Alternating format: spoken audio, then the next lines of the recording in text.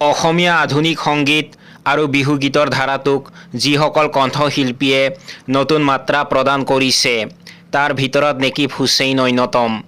তেওঁ কেৱল এজন গায়ক নহয়, লগতে এজন সুৰকাৰ আৰু প্ৰযোজকো। কামৰূপ জিলাৰ হাজোত জন্মগ্ৰহণ কৰা নেকিব হুছেইনৰ জন্ম হৈছিল 20 ডিচেম্বৰত। তেওঁৰ পিতৃৰ নাম মজিবুৰ হুছেইন আৰু মাতৃৰ নাম শাহিয়ান বেগম। তেওঁৰ প্ৰাথমিক শিক্ষা আৰম্ভ হৈছিল হিজুবৰ 2 নং প্ৰাথমিক বিদ্যালয়ত আৰু পৰৱৰ্তী সময়ত তেওঁ ৰাজেন্দ্ৰ নাৰায়ণ এম ই স্কুলত অধ্যয়ন কৰে। তেওঁ হাতীগাঁও হাইস্কুলৰ পৰা মেট্ৰিক পৰীক্ষাত উত্তীৰ্ণ হৈছিল আৰু পিছলৈ দিছপুৰ কলেজৰ পৰা উচ্চ শিক্ষা গ্ৰহণ কৰে। বৰ্তমান তেওঁ গুৱাহাটীৰ হাতীগাঁৱত বসবাস কৰে। স্কুলীয়া জীৱনৰ পৰাই সংগীতৰ প্ৰতি আকৰ্ষিত নেকিবে মেট্ৰিক পৰীক্ষাৰ পিছত জুবিন গাৰ্গৰ গীত শুনি গীত গাবলৈ অনুপ্ৰাণিত হৈছিল।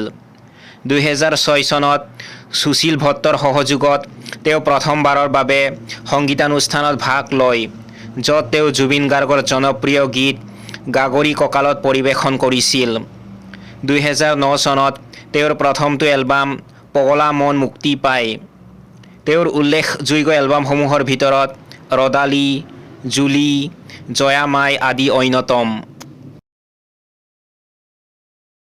নেকিব হুছেইনে বহুতো জনপ্ৰিয় গীতত কণ্ঠদান কৰিছে, যাৰ ভিতৰত মন মাজুলীত, নাচ ভণ্টি নাচ, টেক্সি গাড়ী লয়, অ গোলাপী আৰু মইনা উল্লেখযোগ্য।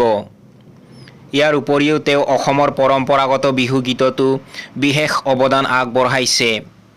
তেওঁ নিজৰ জীয়ৰী আলিয়াৰ নামত এটা প্ৰযোজনা সংস্থাও স্থাপন কৰিছে। অসমীয়া সংগীতৰ আকাশত নেকিব হুছেইন এগৰাকী প্ৰতিভাৱান শিল্পী। নিজৰ সুৰ আৰু কণ্ঠৰ জৰিয়তে তেওঁ জনসাধাৰণৰ হৃদয়ত এক সুকীয়া স্থান দখল কৰিবলৈ সক্ষম হৈছে।